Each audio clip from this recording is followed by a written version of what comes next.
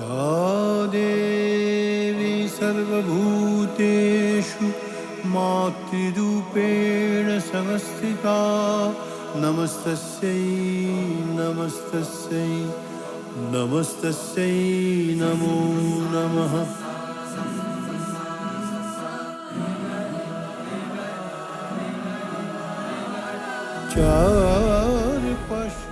শতাব্দী প্রাচীন ঐতিহ্যের ইতিহাস বদনচাঁদ রায়বাড়ির দুর্গাপুজো। 1858 সালে বদনচাঁদ রায় এই পুজো শুরু করেন। সুবিশালী রায়বাড়ি গড়ে ওঠে বিখ্যাত স্থপতি ম্যাকিনটশ বার্নের নকশায়।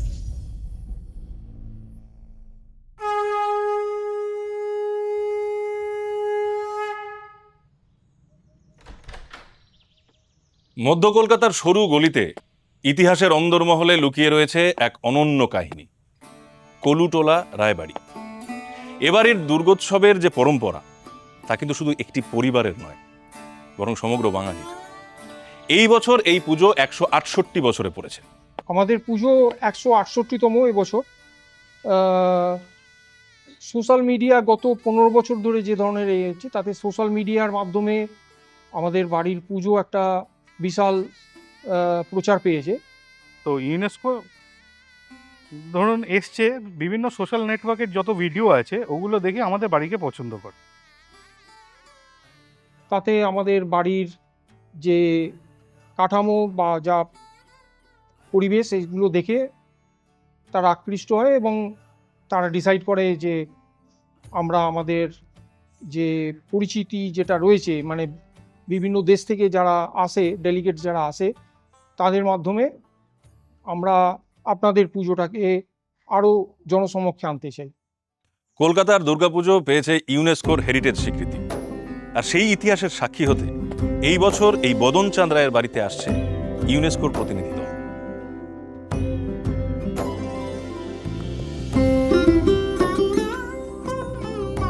আপনাদের জানাবো এই পুজোর সাথে জুড়ে থাকা নানান অজানা গল্প, নাটকীয় মোড় আর সংগ্রামের ইতিহাস।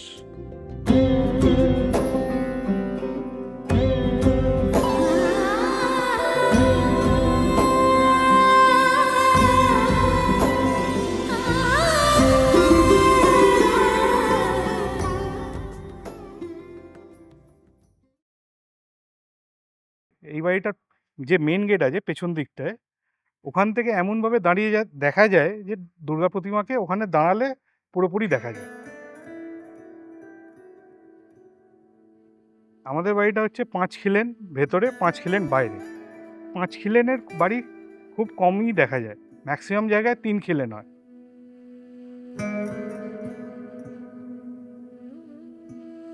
আঠারোশো 58 সালে বদনচাঁদ রায় এই দুর্গাপুজোর চালু করেন, কিন্তু তারও আগে 1846 সালে একটি উইল থেকে জানা যাচ্ছে যে বদনচাঁদ রায়ের বাবা মথুরমোহন রায় এই শারদীয় মহোৎসবের জন্য 1000 টাকা স্থায়ীভাবে বরাদ্দ করে রেখে গেছিলেন।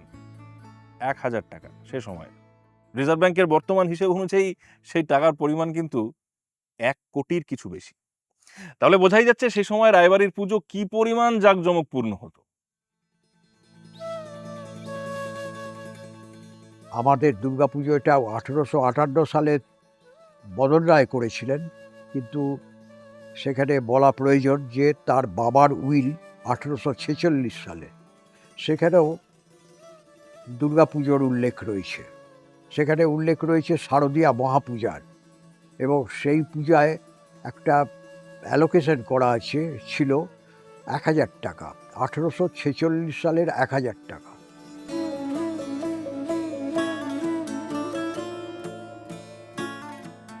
এখন আমাদের পুজোতে লাস্ট ইয়ারে খরচা হয়েছে 8 লাখ টাকার কিছু বেশি, তাইতেই আমরা হিমশিম খেয়ে যাচ্ছি। কিন্তু তখন 1000 টাকায় ওনার বাবা করেছেন, পরবর্তীকালে তো দাম বেড়ে যাওয়ার জন্য এই জিনিস হয়েছে। এইভাবে পুজো হয়ে আসছে। এখন আমাদের সবচেয়ে বড় অন্তরায় হয়েছে দাঁড়িয়েছে টাকা কড়ির ব্যাপারটা। সত্যি যা তারা একটা ট্রাস্ট তৈরি করে গিয়েছিলেন, সেই ট্রাস্টের যা ইনকাম তাতে হচ্ছে না। তবু আমরা সাধ্যমতো চালিয়ে যাচ্ছি।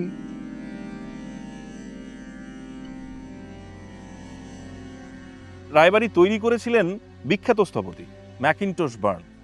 প্রায় 1 বিঘা জমির উপরে ছিল বাড়ি, বৈঠকখানা, অন্দরমহল, বাগানবাড়ি, আস্তাবল, অন্য গেট দিয়ে ঘোড়ার গাড়ি প্রবেশ করার আলাদা ব্যবস্থা ছিল।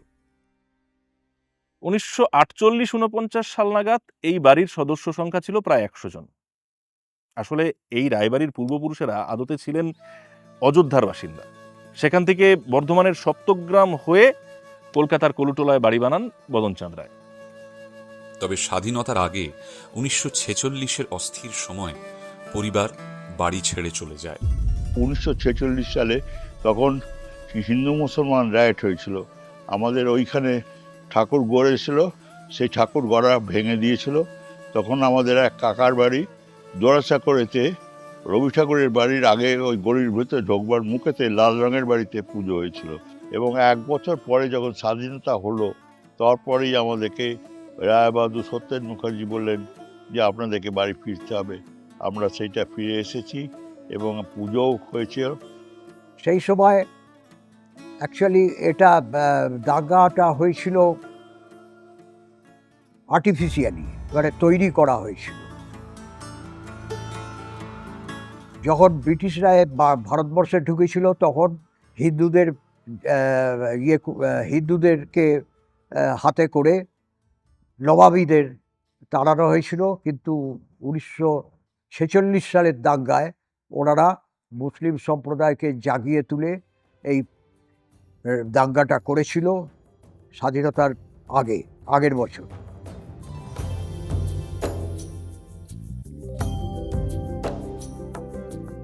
কিন্তু যে বছর ভারত স্বাধীনতা লাভ করে সেই 1947 সালে একটা বিস্ময়কর ঘটনা ঘটে। সেবার মহালয়ার দিন কলকাতার প্রথম বাঙালি পুলিশ কমিশনার, না বাঙালিও ঠিক না, প্রথম ভারতীয় পুলিশ কমিশনার সুরেন্দ্রনাথ চট্টোপাধ্যায় নিজে বাহিনী টাইমি সমেত রায়বাড়ির লোকেদের সাথে এসে দেখা করেন এবং স্পষ্ট জানান যে এই দুর্গাপুজোকে আবার ওই কলুটোলার বাড়িতেই ফিরিয়ে আনতে হবে এবং যেভাবে জাঁকজমকপূর্ণভাবে এই পুজো হতো আবার ঠিক সেভাবেই সেই পুজো চালু করতে হবে। এখন কথা হচ্ছে কিভাবে হবে, বাড়ি তো তালাবন্ধ।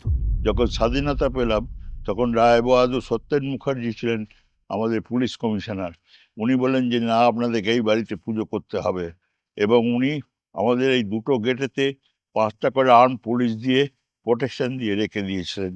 আমাদের একটা মনের মধ্যে এ হলো যে মা দুর্গার এইখানে প্রতিষ্ঠিত, অতএব অন্য বাড়িতে সে পুজো নেবে কেন?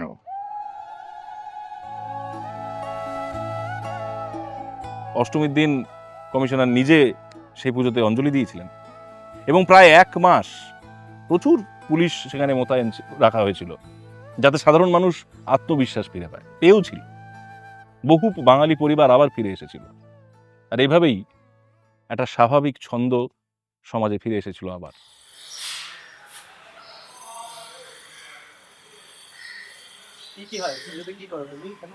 এখানে পুজো থেকে আমি রং করি, এই রাজমিস্ত্রি করি, অলরেডি সবই কাজ করি আমি।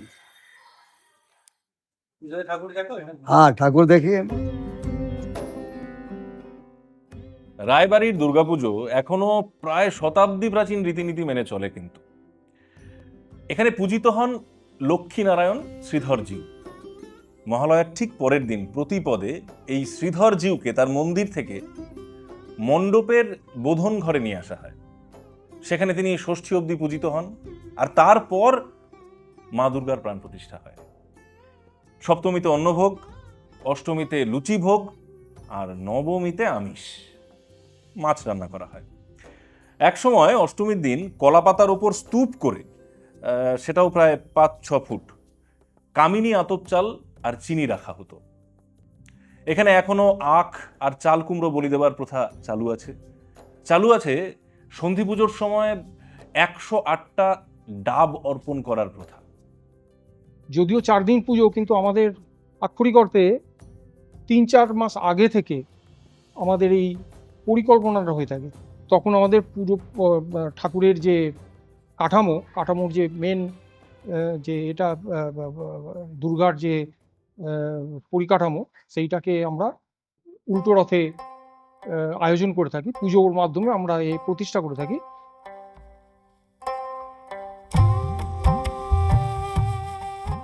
মহালয়ের পরে আমাদের বোধন বসে, পরের দিন বোধন বসে। বোধনে ঠাকুরের ভোগ হয়, লুচি ফল মিষ্টি সব ভোগ হয়। আমাদের বাড়ির ভেতরে ঠাকুরের রান্না হয়, ব্রাহ্মণেরাই রান্না বান্না করে। আর এখানকার ব্রাহ্মণ আলাদা আছে, পূজারী ব্রাহ্মণ, তারা পুজো টুজো করে। আমাদের ষষ্ঠীতে অধিবাস হয়, প্রতিপদে বোধন। আমাদের শ্রীধর জিউ এইখানে আসেন, এই পাশে বোধন ঘর আছে, এখন মেরামত হয়েছে। এই ঘরে কদিন প্রতিষ্ঠা থাকেন, তারপর ষষ্ঠী থেকে উনি এইখানে মা দুর্গার সামনে পূজিত হন।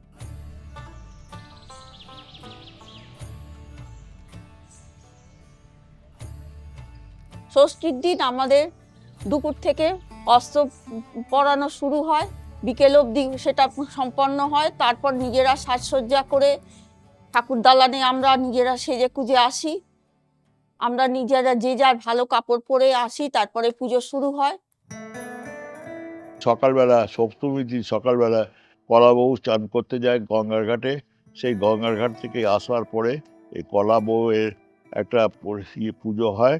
পুজো হয়ে যাওয়ার পরে আমাদের ওই ভেতর থেকে ওই যে বললাম যে আমাদের যে বৈষ্ণব ধর্মের পুজো, সেই অনুযায়ী ব্রাহ্মণ পুজোর সমস্ত নিয়ে এসে পুজো করে এখানে ঘটের কাছে পুজো দেয়, এবং দেওয়ার পর থেকে আমাদের পুজোটা শুরু হয়ে যায়।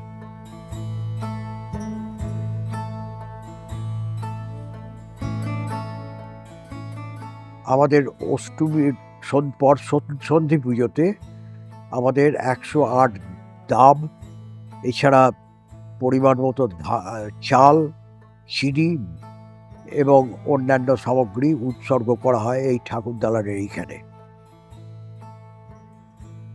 আমরা বৈষ্ণব ধর্ম মতে পুজো করি, এখানে কোনো ছাগ বলি কিছু হয় না। অষ্টমীতে আমাদের মা দুর্গার 108 পদ্মর মালা পরানো হয়, 108 অপরাজিতার মালা পরানো হয়, 108 বেলপাতার মালা পরানো হয়। তারপরে অষ্টমীর ভোগেতে 2 মণ চাল, 1 মণ চিনি, 108টা ডাব, তারপরে 108 প্রদীপ, এই সমস্ত জলে। আর ঠাকুরের ভোগে যা কিছু লুচি ভোগ, খাবার দাবার, ফল মিষ্টি সব রকমই ভোগ হয়। আর নবমীর দিন সকালে আমাদের ওই রকম ছোট অরুগ্গি বেরোয় 6টা। তারপরে আমরা ওটা দিয়ে ঠাকুরের আরতি শুরু হয়। আর সেই দিন আমাদের বিশেষত্ব হচ্ছে মাছ হয়, আমাদের বাড়িতে মাছ ভাত হয় সকালে।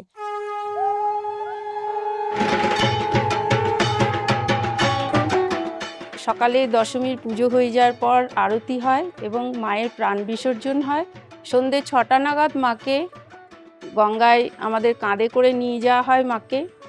মাকে কোনো গাড়ি বা কোনো কিছুতে নিয়ে যাওয়া হয় না, মাকে কাঁধে করে বাঁকে করে নিয়ে গিয়ে মাকে বিসর্জন দেওয়া হয়। এবং বিসর্জন দিয়ে আসার পরে সেই শান্তি জল সবাই আমরা নিয়ে আমরা বিজয়া অনুষ্ঠান আমাদের দালানেই অনুষ্ঠিত হয়। আমরা ছোটরা সব বড়দেরকে প্রণাম করি এবং তারপরে আমরা সেই দিন আমাদের পঞ্চব্যঞ্জনে খাওয়া এবং মাছ খাওয়া হয়।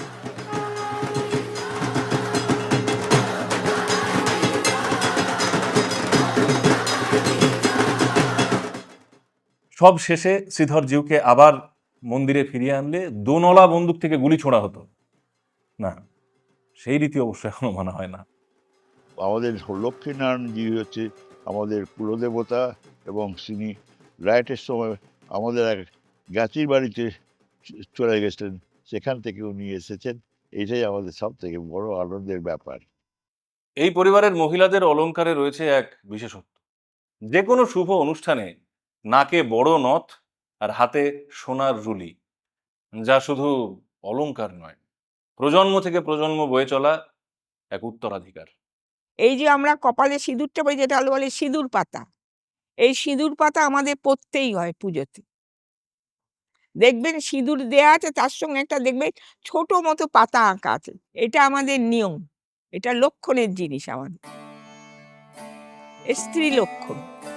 এভাবেই দুর্গাপুজোর সাজ এখানে হয়ে ওঠে ঐতিহ্য আর আবেগের এক অনন্য প্রকাশ। এই রায় পরিবারের এক কৃতি সন্তান নন্দলাল রায় ছিলেন কলকাতা স্টক এক্সচেঞ্জের প্রতিষ্ঠাতা সদস্য। আজও রায় পরিবারের সমস্ত সদস্য একসাথে এই পুজোর আয়োজন করে থাকেন। প্রতিমা হয় এক চালার, আদি বাংলা সাজের, প্রায় 12 ফুট উঁচু। এখনকার প্রজন্মের হাতে রক্ষিত রয়েছে বহু প্রজন্মের উত্তরাধিকার। তবে আজকের দিনে পুজো আর্থিক সংকটে পড়েছে।